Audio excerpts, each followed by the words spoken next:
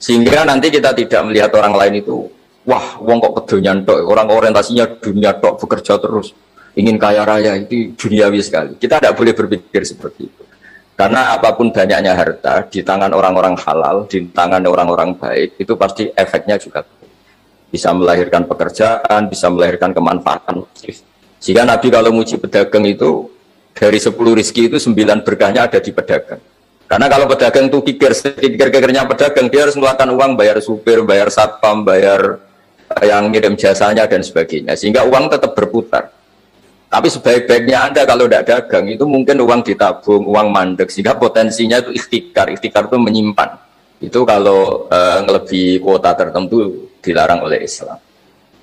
Jadi karena saya nekuni keilmuan agama, maka saya hanya cerita bahwa betapa Allah itu mengapresiasi pekerjaan. Nabi Dawud itu seorang raja, kaya raya.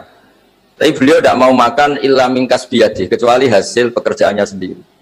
Masyhur itu di riwayat-riwayat, beliau seorang raja, tapi hanya makan kalau tembikar atau anyaman bambunya atau apalah, pokoknya dari anyaman bambu itu terjual. Kalau hari itu nggak terjual ya nggak bisa makan.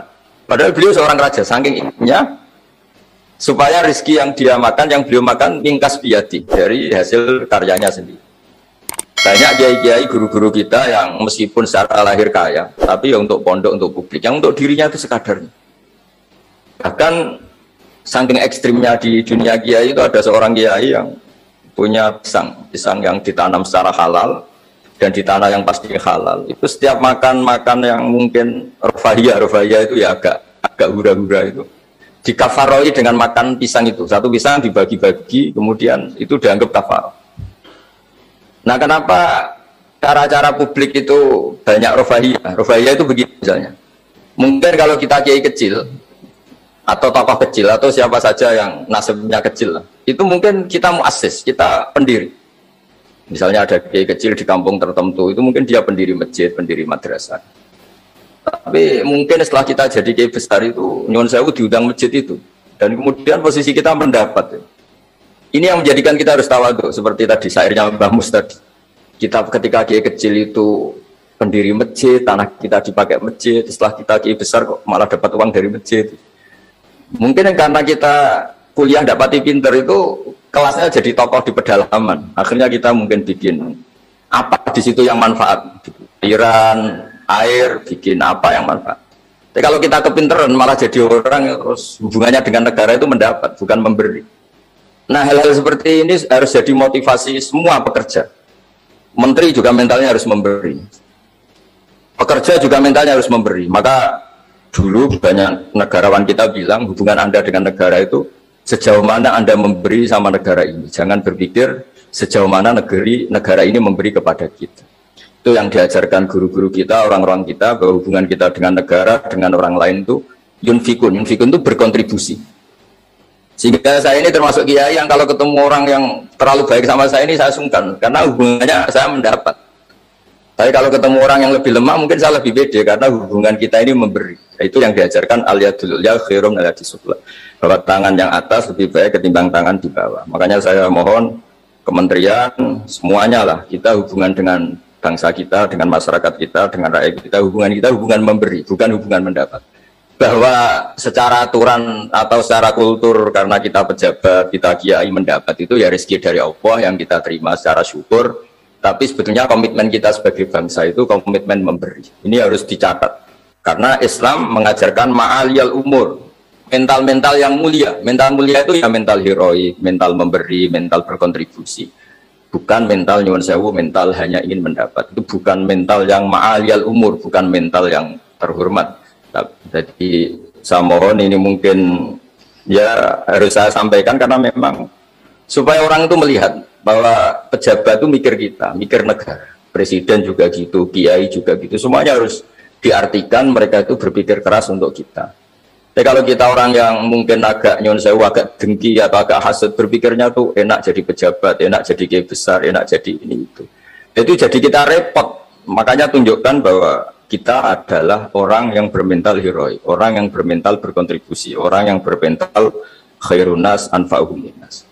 Terus yang terakhir, karena tadi banyak membaca puisi banyak saja dan saya senang sekali, tapi saya mau cerita tentang keunikan dunia wali. Dulu itu ada seorang wali jadi pegawai penjaga kebun. Padahal seorang wali dia penjaga kebun anggur. Jaga kebun anggur karena dia wali hanya jaga aja. Bertahun-tahun dia jaga di situ, mungkin 10 tahun. Suatu saat majikannya datang. Saya ambilkan anggur terbaik yang paling manis. Karena dia agak pengalaman ngambil yang merah merona, yang tidak kehitam-hitaman dia ambil. Ternyata kecut sekali, masam sekali.